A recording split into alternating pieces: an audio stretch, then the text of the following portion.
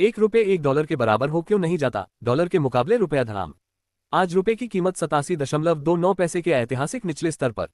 I rupee is on a free fall against the mighty dollar. एक dollar एक रुपया कब होने वाला है?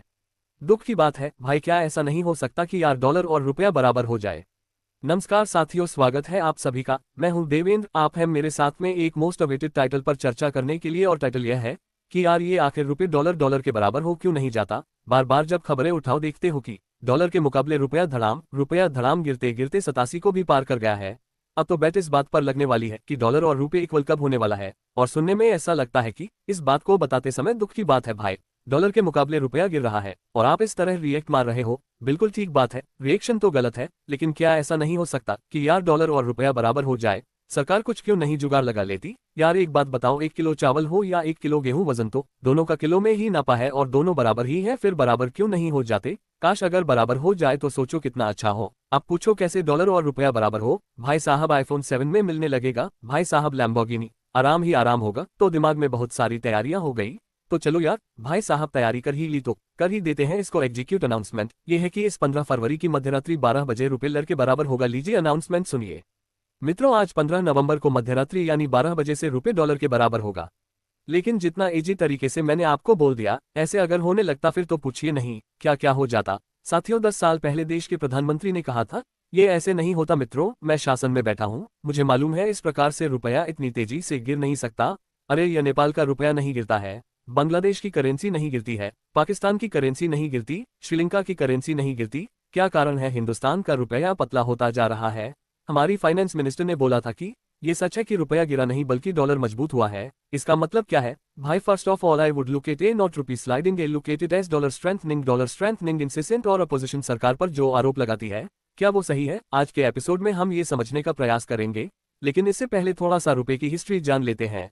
देखिए, जब इतिहास की बात होती है ना, तो कहां से जरूरत पैदा हुई कि सबब करेंसी होनी चाहिए, इसको समझते हैं। पहले तक होता ये था कि मुझे अनाज की जरूरत है और आपको सब्जी की जरूरत है। मेरे खेत में गेहूं पैदा हुआ और आपके में सब्जियां पैदा हुई, मैंने गेहूं के बदले आपसे सब्जी ले ली, समझा कि दोनों का महत्व बराबर है तो दोनों ने सामान का एक्सचेंज कर लिया। लेकिन मेरे पास तो पेन था, मैं इस पेन को लेकर गया, भाई साहब मुझे आपसे 10 किलो आलू चाहिए।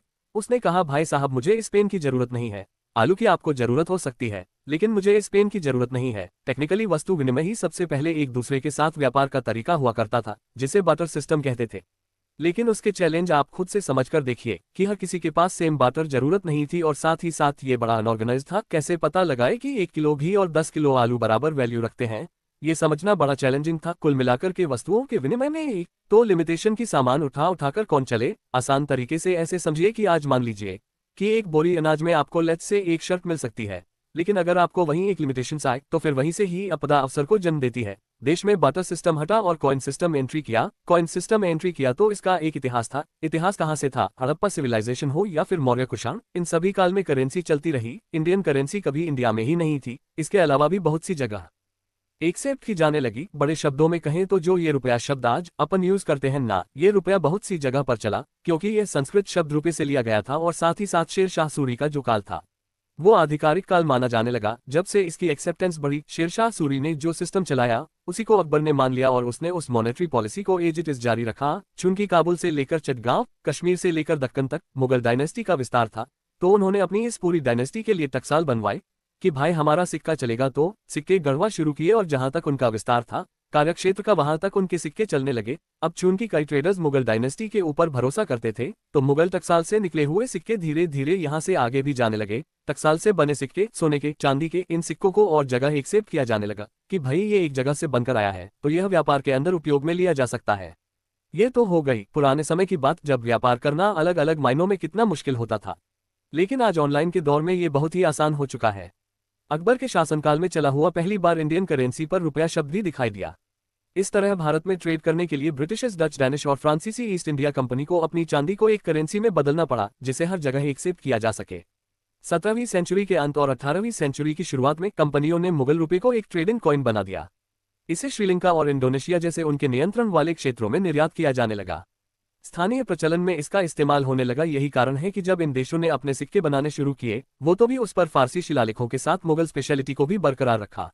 19वीं शताब्दी में यूरोपियन पावर ने अपने स्वयं के एजेंडे को आगे बढ़ाने के लिए उपनिवेश में मुद्राएं शुरू की। चूंकि रुपया पूर्वी अफ्रीकी तट पर पहले से ही एक परिचित व्यापारिक मुद्रा था, इसलिए जर्मन और ब्रिटिश पूर्वी अफ्रीका, इतालवी सोमालीलैंड और पुर्तगाल के मोजाम्बिक की नवस्थान कॉलोनियां ने अपने स्वयं के रुपए जारी करने शुरू कर दिए। ब्रिटिशर्स ने गल्फ कंट्रीज जैसे कि कुवैत, बहरीन, कतर, इस क्रुशल स्टेट जिसको मॉडर्न यूएई कहते हैं, और ओमान सल्तनत के अरब शेखों को भी लीगल टेंडर बनाने का एग्रीमेंट दे दिया। आरबीआई ने बाकायदा गल्फ कंट्रीज के लिए नोटों की एक स्पेशल सीरीज लागू कर दी। अब सोचने वाली बात है कि रुपया as a global currency accept होने लगा था, लेकिन फिर क्या हुआ? कैसे अचानक इंडियन रूपी इन सब देशों ने छोड़ दिया और यह डॉलर अचानक ट्रेडमार्क कैसे बन गया? भाई तो आइए अब इस विषय को समझते हैं। देखिए, आजादी से पहले भारत पर ब्रिटिशर्स का शासन था, यानी कि हम ब्रिटिश उपनिवेश थे। ऐसे में ब्रिटिशर्स की जो वैल्यू थी वो भारत के साथ जुड़ चुकी थी, अर्थात ब्रिटिशर्स की इकोनॉमिक कंडीशन अच्छी तो रुपया अच्छा। ऐसे में ही वर्ल्ड करेंसी की तरह जो ब्रिटिश पाउंड था उसको फिक्स परसेंट के रूप में यूएसडी में चेंज किया जा सकता था। ब्रिटिशर्स उस समय पाउंड चलाते थे, जबकि अमेरिकी जो डॉलर था वो रुपए से जोड़ा हुआ था कि भाई एक डॉलर इतने गोल्ड के बराबर, यानी कि आप डॉलर लेकर गए और उसके बदले में गोल्ड लेकर आ गए। 1930 के दशक में जब महामंदी आई तो वर्ल्ड इकोनॉमी पूरी तरह तहस नहस हो गई। भारत की अर्थव्यवस्था को भी उसका असर झेलना पड़ा। उपनिवेश होने के कारण इसे दोहरी मार झेलनी पड़ी। किस की? एक तो सेकंड वर्ल्ड वॉर और फिर वर्ल्ड इकोनॉमी को बड़ा झटका। भाई 1944 में एक वर्ल्ड समिट हुई जिसका नाम रखा गया ब्रेटन वुड सम्मेलन। उस समय यूएस इकोनॉमी दुनिया की सबसे बड़ी इकोनॉमी बन चुकी थी, तो यूएस ने खुद को सुपर पावर के रूप में एस्टेब्लिश कर लिया। वहीं यूएस की करेंसी जो गोल्ड के अगेंस्ट पैक कर दी गई थी कि भाई इतने डॉलर में इतना गोल्ड मिलेगा, उसने अपनी करेंसी को पूरी तरह कह दिया कि चाहे डॉलर लो या गोल्ड लो, बात एक ही है। ब्रिटिश पाउंड भी अब डॉलर से पैगा हो गया कि साहब ब्रिटिश पाउंड से आप डॉलर परचेज कर सकते हो। तो देखो, हम ब्रिटिश पाउंड से, ब्रिटिश पाउंड डॉलर से, डॉलर गोल्ड से, तो ऑटोमेटिक गोल्ड के बाद जो सबसे प्रेशियस एलिमेंट बचा वो डॉलर था। इस तरह से भारत की करेंसी ब्रिटिश पाउंड से होते हुए डॉलर से कनेक्ट हो गई। हालत यह हो गई कि एक पन बराबर था 1.37 के 1947 में, जबकि $4 और 16 सेंट के बराबर था। मतलब एक तरीके से पाउंड ज्यादा महंगा था डॉलर के मुकाबले। चलो साहब कोई बात नहीं, फिर भी यह कहने लायक रेट तो है डॉलर इक्वल्स 44, लेकिन शुरुआत में से यह बराबर नहीं थे। तो फिर बड़ा सवाल ये बनता है कि अल्टीमेटली कोई भी देश अपने करेंसी की वैल्यू को गिराता क्यों है? वो कौन से फैक्टर हैं जो ये डिसाइड करते हैं कि $1 कितने रुपए के बराबर होगा, या $1 कितने पाउंड के बराबर या यूरो के बराबर होगा? दुनिया में यूएन के अंदर 193 कंट्रीज हैं और उनकी अपनी करेंसीज भी है। ऐसे में अमेरिका की करेंसी डॉलर है, लेकिन हमारी तो अपनी करेंसी है। डॉलर के मुकाबले रुपया कितना मजबूत होगा, इसे समझने के लिए हम आपको कुछ बेसिक उदाहरण लेंगे, लेकिन यह जरूर समझा देते हैं कि अगर मुझे डॉलर को रुपए में कन्वर्ट करना है कि $1 इतने रुपए के बराबर है, तो इस दर को हम एक्सचेंज रेट कहते हैं। दुनिया में ये जो एक्सचेंज रेट है ये 3 तरह की होती है।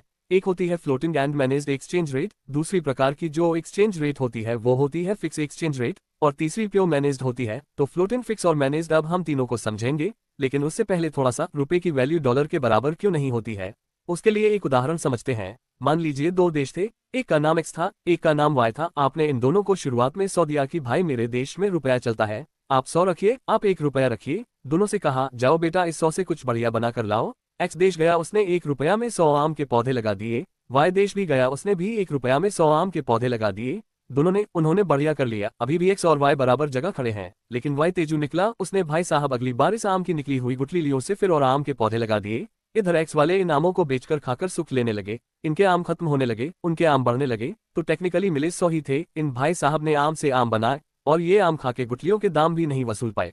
उधर वाई और तेजू निकला, उस भाई साहब ने आगे चलकर के उन आमों से आम का रस, आम का पना, आम का अचार, पता नहीं क्या क्या बनाना शुरू कर दिया। इनके 100 में कितना सारा सामान मिल गया, मतलब कि ये अपने आप में एक बड़ी अर्थव्यवस्था बन गए, क्योंकि इन्होंने 100 को 200 में, 200 को 400 में बदल दिया। क्योंकि अल्टीमेटली इनके पास तो 100 की 100 ही आम के पेड़ रह गए, और 100 के आम पेड़ों से जितना आम निकला वो आम एज इट इज सामने खड़ा है।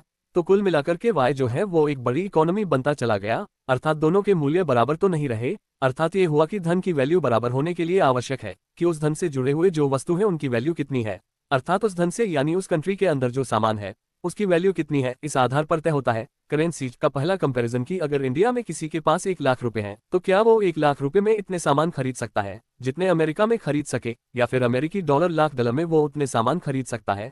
इस तरह से दोनों वस्तुओं के भाव तय होते हैं। पहला आधार यह होता है। ऐसे ही इस काम को फिक्स रखने के लिए तो अब जिन जिन कंट्रीज के बीच में ये अंतर पैदा होता चला जाता है कि भाई मेरे रुपए में इतना माल मिल सकता है, इनके रुपए में इतना सा ही माल मिलता है, इसका मतलब इन दोनों के रुपयों में अंतर आ चुका है।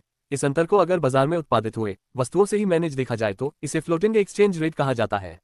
आज $1 के मुकाबले रुपया गिरता जा रहा है, इसका अर्थ ये हुआ कि डॉलर लगातार मजबूत हो रहा है। मतलब डॉलर से लोगों का रुझान जुड़ रहा है और रुपए से रुझान घट रहा है। रुपए में वो नहीं हो सकता तो डॉलर में हो सकता है। डॉलर की एक्सेप्टेंस बढ़ रही है, अमेरिकी इकोनॉमी मजबूत हो रही है, अमेरिका के अंदर पैसा बढ़ रहा है, जिनके पास डॉलर है वो मालामाल हो रहे हैं। इस तरीके की जो धारणा है, ये सबसे पहला इंप्रेशन है।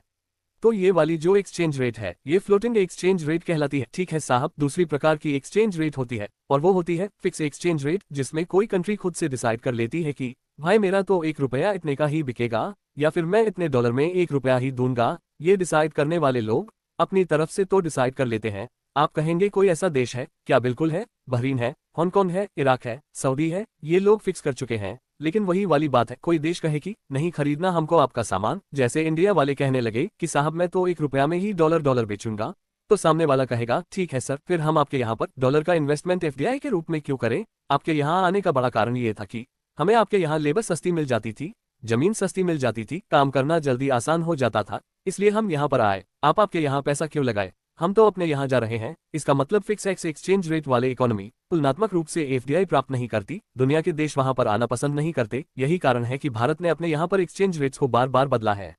अपनी करेंसी को खुद से डिवैल्यूएशन लो और अपने डॉलर को हमारे देश में इन्वेस्ट करने लेकर आओ। भारत ने 1949 में, 1986 में, 1991 में खुद से रुपए को गिराया है। रुपए को गिराया है मतलब कि साहब डॉलर में हम इतना रुपया कर लेंगे। ऐसा क्यों? ताकि जिनके पास डॉलर है उन्हें लगे कि इंडिया सस्ता है, चलो यहाँ पर निवेश करते हैं। और हुआ भी यही। हम क्राइसिस के टाइम में जब फंसे तब हमें डॉलर की जरूरत पड़ी। अब बड़ा सवाल, हमें डॉलर की जरूरत पड़ती क्यों है? क्योंकि दुनिया में डॉलर चलता है। आप रुपए से पेमेंट क्यों नहीं कर लेते? क्योंकि आपके रुपए से दूसरे देश को कुछ और मिल नहीं रहा ना। यह वही वाली बात हो गई जो बाटर सिस्टम के समय मैंने की थी। उदाहरण के लिए आज आपने सऊदी से तेल खरीदा और उसको रुपए पकड़ा दिए कि सर ये लो, हमको तेल चाहिए था, आप रुपए ले लो। अब सऊदी ने कहा सर मैं इस रुपए का करूं क्या? आपने कहा कि आप अमेरिका से आम मंगवा लो। अमेरिका ने कहा मैं मानता ही नहीं हूँ इसको रुपया, मैं इसको करेंसी मानता ही नहीं हूँ। आपने कहा कि हम नाराज हो जाएंगे। बोले हो जाओ, आपको भी मेरी जरूरत है, इसको भी मेरी जरूरत है, तो मैं ज्यादा बड़े से पर हूं ना, क्योंकि मैं बड़ी अर्थव्यवस्था हूं। भैया इतना कितनी बड़ी अर्थव्यवस्था है भाई? वो 29 ट्रिलियन डॉलर पर बैठा है, हम 35 ट्रिलियन डॉलर पर बैठे हैं। वो डेवलप्ड इकोनॉमी है, 30-35 करोड़ पॉपुलेशन लेकर बैठा है, हम 135 करोड़ की पॉपुलेशन लेकर बैठे हैं। हमारे यहाँ पर इतनी ज्यादा विषमताएं हैं, वो सब कुछ डेवलपमेंट की तरफ ले जा चुका है। इसका मतलब हम मुकाबले में कहीं नहीं खड़े।